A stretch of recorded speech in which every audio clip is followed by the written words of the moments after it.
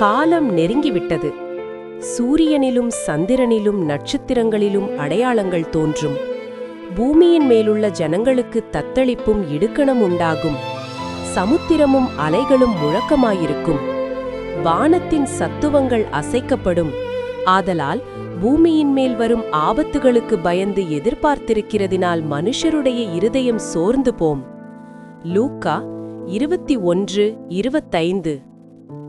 இன்று மனிதர்கள் மத்தியில் என்றுமில்லாத அளவுக்கு கொடுமை, வன்முறை, பயங்கரவாதம் மற்றும் சக மனிதனை மனிதாபிமானமற்ற முறையில் நடாத்தி வரும் தன்மை மிகவும் அதிகரித்து வருகின்றன.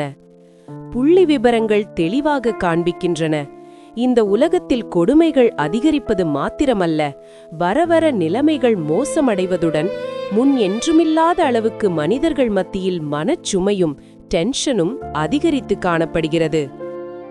இது நாம் கடைசி நாட்களில் இருக்கிறோம் என்பதற்கான தெளிவான அறிகுறியாகும். இதைத்தான் ஆரம்பத்தில் வாசித்த வசனத்தில் இயேசு கிறிஸ்து குறிப்பிட்டு சொல்கிறார்.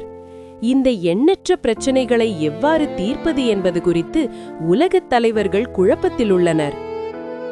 துரதிர்ஷ்டவசமாக பெரும்பாலான மக்கள் இந்த பிரச்சனைகளுக்கான பதில்களை அல்லது தீர்வுகளை இந்த உலகத் தலைவர்களிடமிருந்து எதிர்பார்க்கிறார்கள். ஆனால் இவைகளுக்கான தீர்வு நிச்சயமாக இவர்களால் வழங்க முடியாது. ஆனால் எங்களிடமோ இந்த எல்லா பிரச்சனைகளுக்குமான பதில் இருக்கிறது. அது என்னவென்றால் கிறிஸ்துவும் அவருடைய மகிமையான நற்செய்தியும் தான். இந்த நற்செய்திதான் எல்லாவற்றிற்கும் பதிலாக அமைகிறது. மத்தேயு 24:14. இயேசு சொன்னார், ராஜ்யத்தினுடைய இந்த சுவிசேஷம் பூலோகமெங்கும் உள்ள சகல ஜாதிகளுக்கும் சாட்சியாக பிரசங்கிக்கப்படும். அப்பொழுது முடிவு வரும். இந்த நற்செய்தியை எல்லோரும் நம்புவார்கள் என்று இயேசு சொல்லவில்லை. ஆனால் முழு உலகிற்கும் இந்த நற்செய்தியை அறிவிப்பதுதான் எங்கள் கடமை. நாங்கள் அறிந்தவற்றை ஜனங்களுக்கு பகிர்ந்தளிக்கும் விடயத்தில் தேவனுக்கு பொறுப்பு, அக்கவுண்டபிள் கூற வேண்டும்.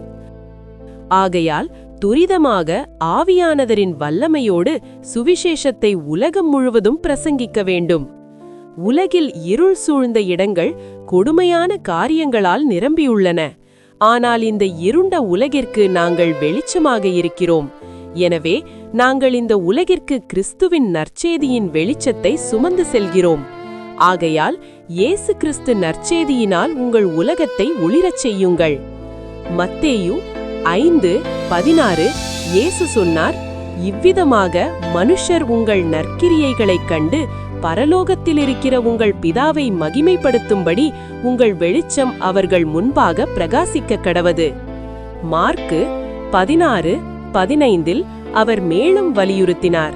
பின்பு அவர் அவர்களை நோக்கி, நீங்கள் உலகமெங்கும் போய் சர்வ சிருஷ்டிக்கும் சுவிசேஷத்தை பிரசங்கியுங்கள். மேலே குறிப்பிட்ட இயேசு கிறிஸ்து கட்டளையை பொறுப்போடும் மிகுந்த கவனத்தோடும் நிறைவேற்றுங்கள். உங்கள் கனவுகள் உங்களை பற்றிய தனிப்பட்ட விருப்புகளை தாண்டி கிறிஸ்துவின் நற்செய்தி ஜனங்களை சென்றடைய வேண்டும் என்ற மேலான சிந்தையுடையதாக இருக்கட்டும். உங்கள் நேரம், வளங்கள் மற்றும் ஆற்றலை பயன்படுத்தி பூமியின் கடைசி முனை வரை சுவிசேஷத்தை மிகவும் துரிதமாக பிரசங்கியுங்கள். ஜெபம்.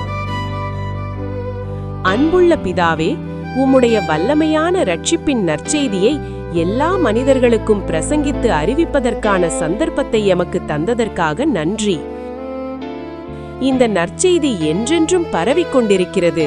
வீடுகள், பாடசாலைகள் மற்றும் நிறுவனங்களை ஊடுருவி மனிதர்களின் இருதயத்தில் மாற்றத்தின் அவசியத்தை உணர்த்தி அவர்களை நீதிமான்களாக மாற்ற வேண்டுமென்று இயேசுவின் நாமத்தினாலே வேண்டிக் கொள்கிறோம். ஆமேன். மேலதிக வேத வாசிப்பு. சங்கீதம் 67:2, மார்க்கு 16:15-16, 2 தீமோத்தேயு 4:2.